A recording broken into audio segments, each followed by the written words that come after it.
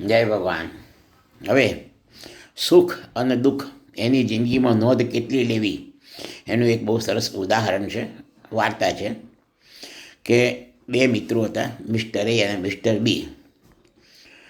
તો બંને જણા ફરવા નીકળ્યા.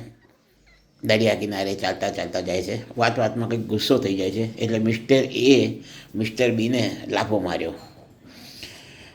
એટલે બી છોકરાને મનમાં બહુ દુઃખ થયું.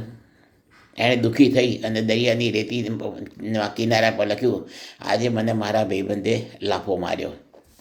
ત્યાર પછી બંને જણા ચાલતા ચાલતા આગળ જાય છે અને બંને જણા દરિયામાં નહાવા પડે છે. તો ભગવાનને કહ્યું કે મિસ્ટર બી એ દરિયામાં ડૂબવા માંડે છે, તો મિસ્ટર એ એને બચાવે છે અને ઉંચકી અને બહાર લાવે છે.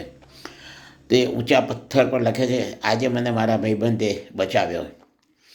તો પહેલા નંબરનો છોકરો પૂછે છે કે તે પેલું લાફો માર્યો એ તે રેતીમાં લખ્યું અને આ મેં તને બચાવ્યો એ પથ્થર ઉપર શું કામ લખ્યું? તો સેકન્ડ નંબરનો ફ્રેન્ડ કહે છે કે આપણને જે કોઈ દુઃખ થાય તો એની નોંધ રેતીમાં લખવી. ધેટ મીન્સ ટૂંક સમયમાં ભૂલી જવાનું. પાણીનો ઉભરો આવે અને વહી જાય, દુઃખ ભૂલી જવાનું.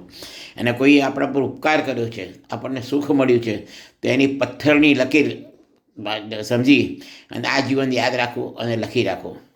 જય શ્રી કૃષ્ણ. હર હર મહાદેવ. ઓમ નમઃ શિવાય.